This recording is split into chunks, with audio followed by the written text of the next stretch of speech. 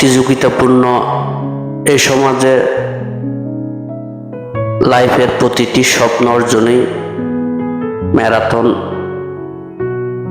দৌড় প্রতিযোগিতার মতো। এখানে জয়ের লক্ষ্যে নিজের গতিপথ নিজেই নিজের উপর পূর্ণ আত্মবিশ্বাস রেখে দৌড়াতে হয়। কেননা প্রতিটি মানুষ স্বাধীনভাবে জন্মায়, কিন্তু এই সমাজে মানুষকে বেঁধে ফেলে এবং অসুস্থ প্রতিযোগিতা নামিয়ে দেয়। দেখবেন এই নষ্ট সমাজে 5 দিন না খেয়ে থাকেন, সমাজ আপনাকে দেখতে আসবে না। একদিন চুরি করতে চান, পুরো সমাজ আপনাকে ঠিকই চোর ডাকতে আসবে।